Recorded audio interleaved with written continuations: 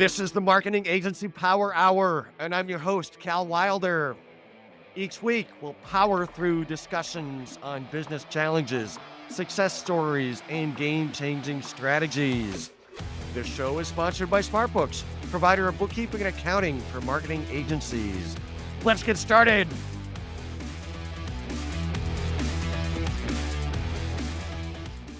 So I'm really excited to speak to today's guest. And I'm also curious to understand all the different business units he's fit together in his firm. He's a serial entrepreneur. He writes articles. He's a community leader, obviously a marketing expert, and he's a specialist who's really focused on driving real business growth and generating quality leads for clients. He's a published contributor to Huffington Post's Business Collective articles with a focus on crowdfunding. He's the founder of Robert Gerov Media. Robert Gerov, welcome to the show. Thank you so much. I appreciate that introduction. So I always ask folks up front here, what is the single most powerful strategy for success in your marketing agency now? So I think the single most important strategy that I'm using right now is building up more AI integrations and automation tools for myself and for my customers. And I think that's really important right now because everything revolving around success today, especially for the clients that I work for, revolves around them spending less time in their business and acquiring more leads. And now, especially with ChatGPT's new browser, I think that people are going to be going more into AI search than ever before. So you said you're using it internally as well as for clients. I'm curious how you're taking advantage of it internally. Yeah. So a lot of it is integrating all this new technology with our current SOPs. And how that's working is building out an approach where, for example, like a new client comes on board. How effective and efficient are we with those first 2 weeks so that we're not spending extra time just trying to get access and get like these first few questions of little details that help us do the best job?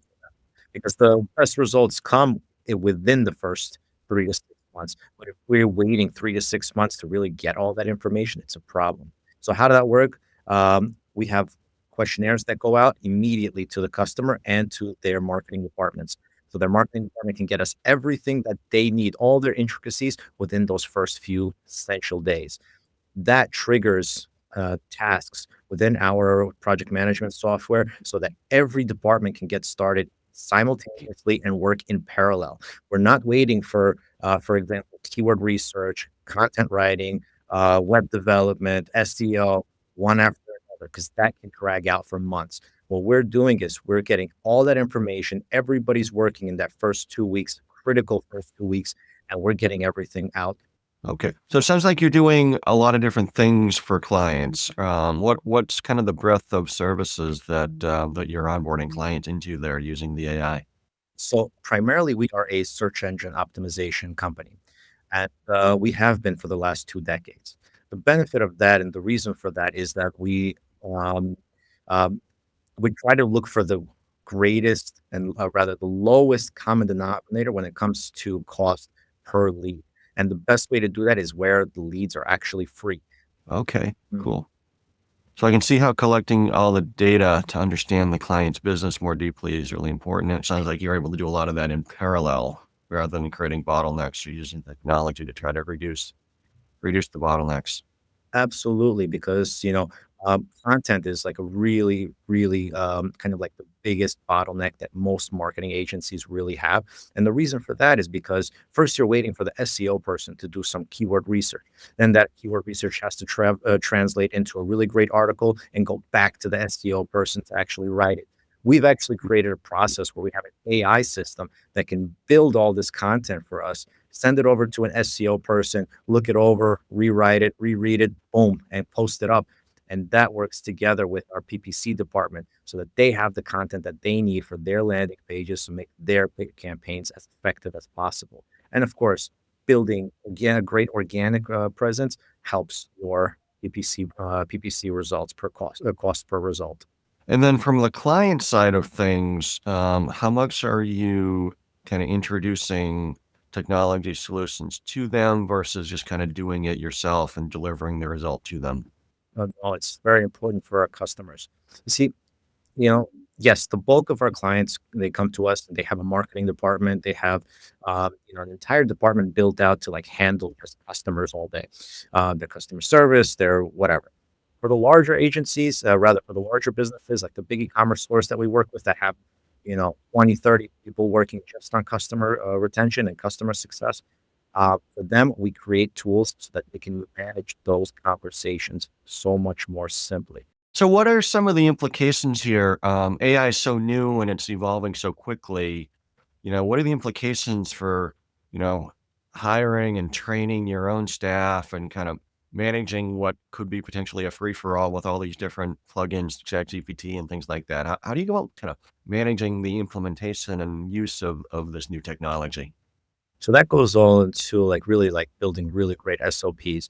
As long as you have those really good SOPs, you can onboard somebody and have them automatically go through a checklist of SOPs and trainings that they need to actually have, so that they can get through all of that quickly. AI can be very effective with that. There are many tools that we can use as well to help with specific questions so they don't have to keep going back to HR. They don't have to go back to a technical team or a team lead and waste their time on silly questions that they should probably already know if they went through the full handbook. And then, clients spend money with you for services and they probably want a way to measure the result and at least get a sense for what the rough return on investment might be. So, how do you go about kind of measuring your results for clients? You see, this is where things get really sensitive sometimes, especially with some clients. Why I say that is not everybody really wants to share. They're afraid that if they tell me that they're making $10 million, $20 million, $30 million a year, that I might change the price. But really, it's not. Um, so maybe some agencies might operate that way, but I have a set packages that I offer. And the first question that I ask anybody is, how much money are you generating now, monthly, quarterly, yearly? Because I need to have a benchmark, especially with businesses that aren't e-commerce based. It's very, very difficult for me to know where they're at results wise, just by looking at their leads, because how much of that actually turned into new business? A lot of that is bringing people back for an additional purchase. It's not enough for them to purchase only one time. For example, a restoration company. We may have come down one time to a property and say, "Hey, we're here. And we helped you out, and this is what we did." But they may have another issue at a different residence that may have happened. So we want to make sure that we're always on their, their memory, so that we're always available to them. They come back to us only. So revenue numbers are the best way to do that for service, and that's how we kind of keep up with what the result really is. And as long as a business owner is open and honest about where they're at, we can actually do that. Otherwise, of course, we're looking at phone calls, we're looking at lead lists, and we're actually being through and listening to all of this to make sure that the quality of those leads is high value. And you mentioned you've got a couple other service offerings outside of your primary SEO. You want to discuss any of those? Of course, we have the lead generation side where we handle organic and advertising lead flow, but also we do call centers. So a big problem that a lot of our customers actually had, and this kind of leads from my last response, um, is their phone, their dialers, their answering service not always converting. Sometimes they're using somebody that maybe working from home. We decided to build our own call center. And this call center, through our own processing, we've trained and not only created automations, AIs, to help with just systems, but also train for sales conversations so that they can actually close a deal, set an appointment effectively without losing that particular client. And we've seen customers actually increase profitability by 30%. So you're generating the leads, and for some clients, you're actually closing the leads. Wow. Exactly. Yeah. Well, are there particular segments that are better fits for the call center that see more value from it than others? Attorneys, dentists, doctors, any kind of healthcare, really. These are customers that really have a hard time finding good talent that can not screw up the sale before they even speak to the providers. And the professionals are busy and don't. have time, and they probably don't really want to make calls either. Yeah, and it's not even making the calls, it's even just answering the calls. Yes, I can see that. Okay, that's interesting. So, um, what's it like managing? They're related businesses, but they're also very different. Managing, salespeople versus marketing operations to some extent. So, how do you go about managing the two different business units under the same roof? That goes back to procedures and automations and AI tools. Luckily, I was able to build this over 20 years. I was able to slowly build my business, especially in the early years where I saw opportunities and I lived in every department that I actually built out. You know, from the content writing to email marketing to SEO, to pay per click. And I built out processes for myself to follow because they can remember everything that they need to do. You need to have that checklist. You need to make sure that you're doing everything possible to make that customer successful. Building out departments one at a time based on those SOPs, I was able to find really great senior level talent. Building them out one at a time, including customer success, allowed me to move on to other projects where I can, devote other more time. After building out a sales program here at RGM and install that sales system into the call center for my customers. So you've done each of these roles over the years and built it out, which sounds phenomenal. And you have confidence as long as you know you're good. You have confidence that each of these sets of SOPs are also good, and then you get people just following this great process that you've got documented. And if they don't, I get an alert. I know exactly where my bottlenecks are and who they are. So if they get three chances, if they can't handle, I believe in what Gary Vee said, hire fast, fire faster. You need to make sure that you're always giving the proper deliverables so that customers have the most value because that's longevity. One weak link can top the entire organization. So we've been talking about what you do for clients and how you go about delivering that. I'm curious how you define success internally. What are your own goals for your firm over the next few years? My goal is 30% growth year over year. If I don't experience 30% growth year over year revenue wise, I consider it. I look at what went wrong that year. So it's already coming up on November. So I'm going to be running my analytics and working with my accountant to kind of find out what happened, where were the weak links, and optimize from there. Kind of like focusing on like a business, like building my business, focusing on the business aspect really allows me to do that because not only do I have this experience for myself, but my customers benefit from that because I do the same analysis now with them year over year. So 30% annual revenue growth, it's easier when you're small, but you've been doing this a while. So continuing to maintain 30% annual growth, a lot of implications and consequences of that, sustaining that level of growth rate, right? 100%. And it's not always easy. You got to get the leads and then you got to deliver the service, close the leads and deliver the service and keep the wheels on the bus. But until you're so committed to SOPs and process, I'm sure that's how you're approaching it. What are some of the challenges that you're facing now or that you recently had to overcome? Hiring is always the biggest challenge. But I've actually been very successful looking for outsourced services, meaning building teams and development centers throughout the world. I have developers, for example, software development team in Moscow. I have um, web development team in Tashkent, Uzbekistan. I have some SEO support in India, and most recently, I've been building out a much larger team in Argentina. I've actually just made my 10th hire, and I'm actually heading over there in December to establish an office, an actual physical space for them to work out of. Yeah, when people think of outsourcing, they usually think of, India, maybe the Philippines.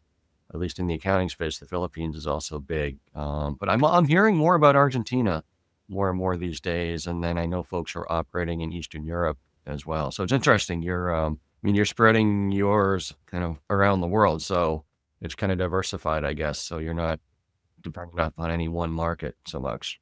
Yeah, you cannot kind of depend on any one market because the climate can change very quickly. For example, I had a team in Ukraine before the war started that was immediately closed as soon as Putin invaded, for example. If I did not have other teams to fall back on, I would not have been able to continue operations. So actually, some of those people moved to Tashkent, Uzbekistan, and continue to work for me in that location.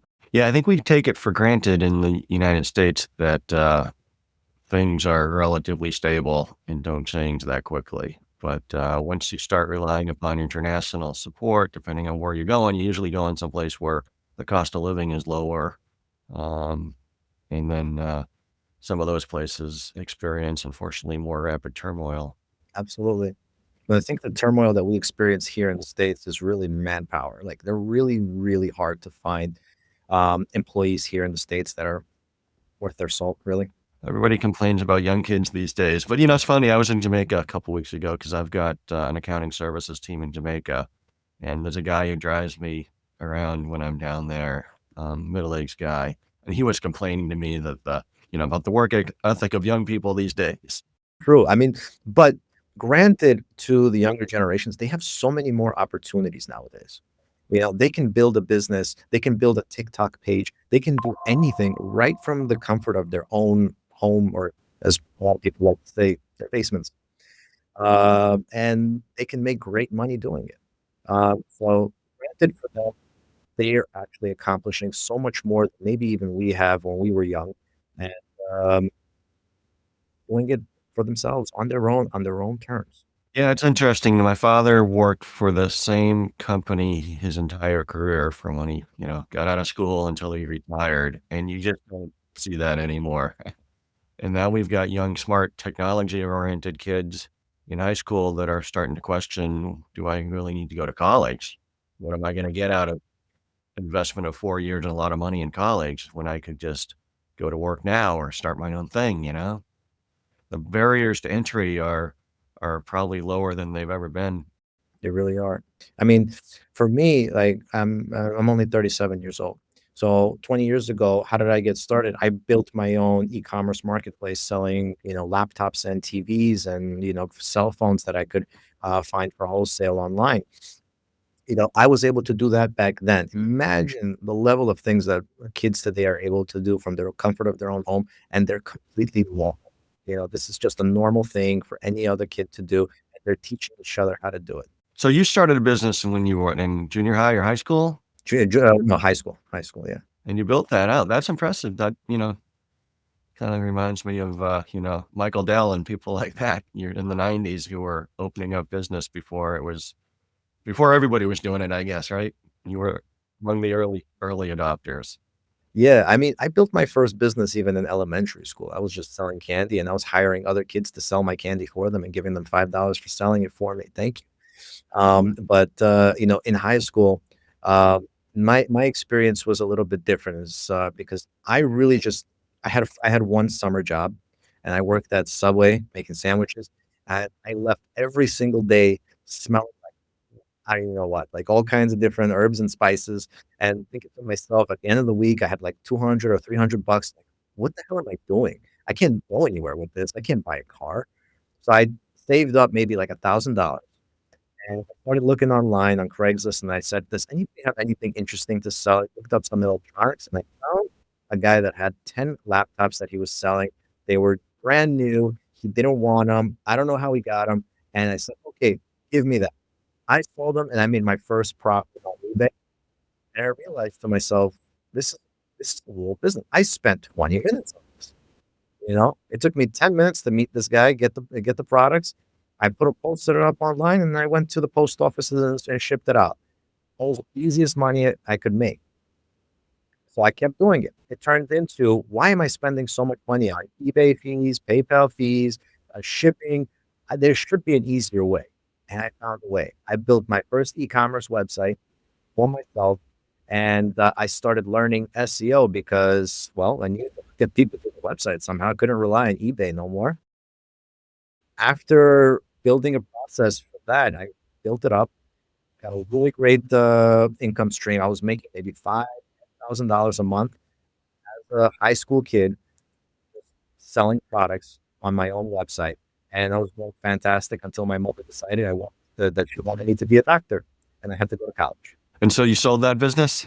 Sold it, yeah. Thank God I sold it. I got a little bit of money out of it, but I wish I kept it. To be honest, I sold it I think for like 30 grand. Um, I was very happy. I bought a car. I went to school. I paid my way. Uh, I I hated college. I was good at it, but like I didn't want to be there. I felt like it was such a waste of time. My mother was very proud of me. I was staying late every single night in school. She thought I was studying, building websites for businesses. I would knock on their door. I went to college, so like it was right on Guy Brewer and Liberty and Jamaica and Hillside. So I just knocked on people's doors all day. So you stuck it out. You got your college degree, but obviously did not proceed to med school. No, not a doctor. It's funny. I almost went to med school. I got into med school and almost went, but then had a change of heart right before and went in a different direction. So it's funny how life works out. Yeah, for sure. So you were a business owner at a very young age. So I usually ask this question to agency owners now. If when you were a kid, you thought you'd one day own your own business, but when you were a kid, you already owned your own business. Yeah, no, but I definitely didn't picture myself doing it for so long. I wanted to be a pilot. I really wanted to be a pilot. I still want to be a pilot. I still want to make time to actually get some lessons and learn and get my own plane one day. Well, and you're still in New York? Yeah. Yeah. Cool. Born in Uzbekistan, Tashkent, and came in, the fall of the Soviet Union, 91. Lived in Texas, in Houston for a while, and then moved to New York. Nice. Is there, are there lessons you've learned the hard way in business over the years that you wish you knew 15 or 20 years ago? Maybe one of the more unfortunate lessons I learned is better not to trust anyone. If you can do it yourself and it's just going to take you a little bit extra time, go ahead and do it.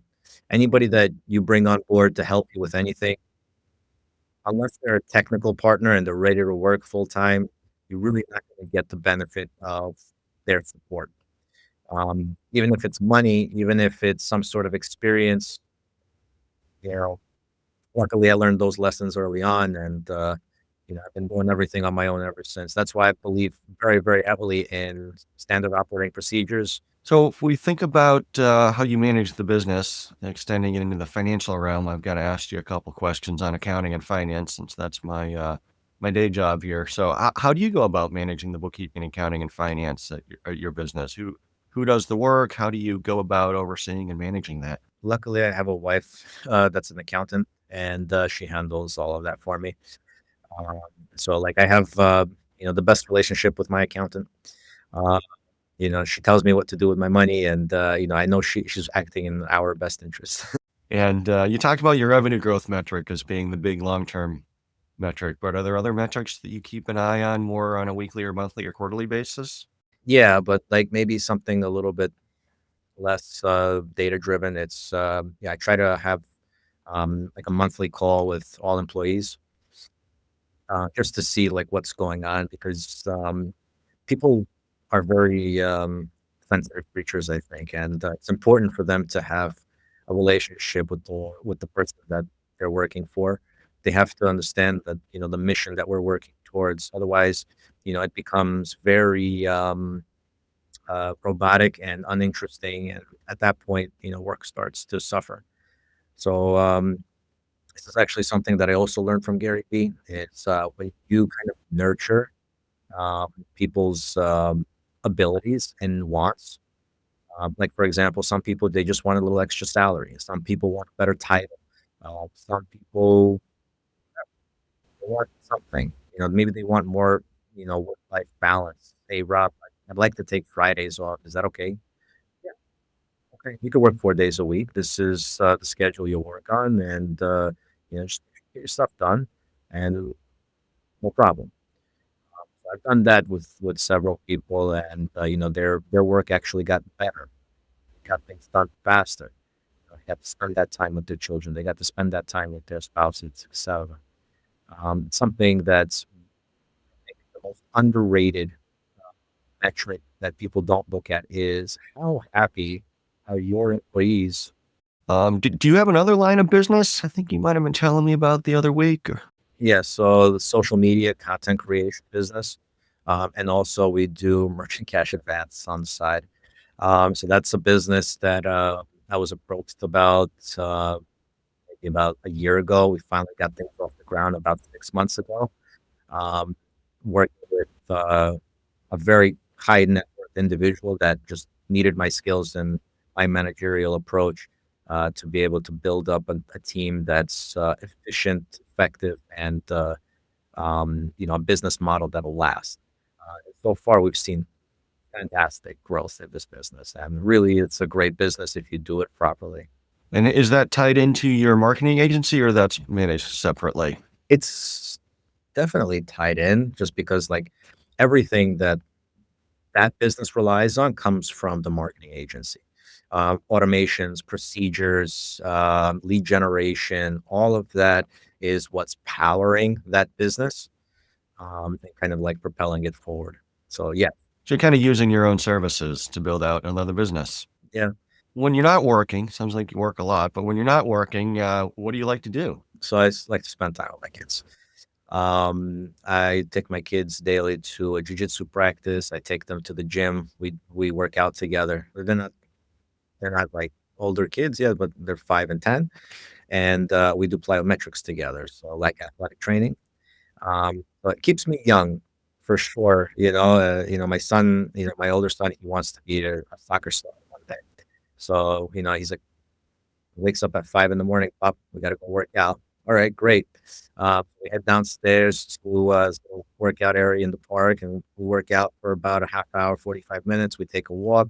I get my 3,000 steps in before I even head out the house after for work. And then again after work, we'll do like whatever other activities, jujitsu, biometrics, whatever else that comes to mind. That's awesome. You're ingraining healthy habits with them from a young age, and it's a good way to spend time with them at the same time. Really happy to hear that. That's awesome.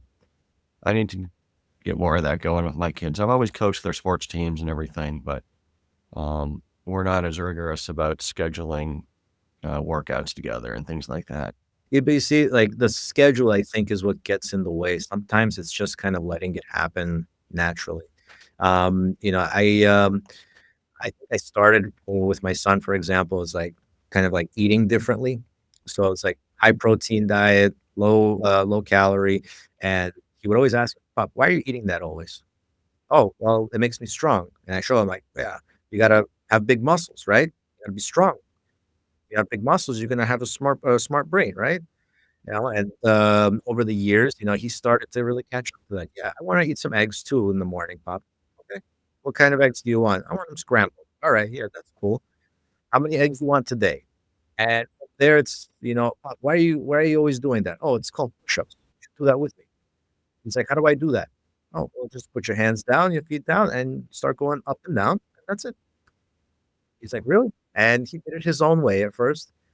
Now we do 60, 70, 80, 100 push-ups at a time, and, he's really caught on to it. My little one's also doing it. So if folks have been kind of inspired by what they've heard or have some questions they want to follow up with you directly on. What's the best way for them to get in touch with you? So we do have a live chat right on the website, robertgerov.com. I do answer that myself specifically. So anything you'd like to get in touch about, you want to have a conversation, need some coaching, no problem. I do give my time to other entrepreneurs so that we can kind of like help each other grow.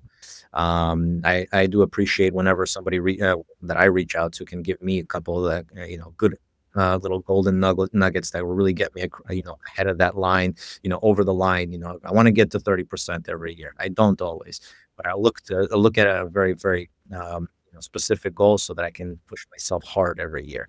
So I do like to give back, and that's my way of giving back. I mean, I can tell you must be very well structured and organized because you've got, you know, three different lines of business going on that you're managing. You've got staff in like 4 or 5 countries. You make a lot of time to spend with your kids and exercising. Somehow you seem to have figured out that work-life balance pretty well. I wouldn't call it balance, but it's And I did a social media post about this recently in another podcast. And that is that not having enough time really is the biggest lie we tell ourselves. You make time for whatever is a priority for you. If you make it a priority, you'll get it, you'll have time for it. That's that's what I believe, and I believe that wholeheartedly. Absolutely. So, for those of you listening, if you've learned something today or just got motivated or enjoyed hearing about the tribulations and successes of another agency owner, please tell your peers about this podcast. We're all in this together, so let's help out our fellow agency owners by getting them good information. So, thanks again, Robert. Really appreciate having you on the show and prioritizing your time to do this today. Appreciate being here. Thank you for yours. This has been another exciting episode of the Marketing Agency Power Hour. We'll see you all next time. Another episode in the books. Thank you so much for tuning in. For show notes and more, please visit marketingagencypowerhour.com. This show is sponsored by SmartBooks, providing marketing agencies with bookkeeping, accounting, and finance support. With SmartBooks, you gain the clarity and confidence to make your agency a success. Until next time.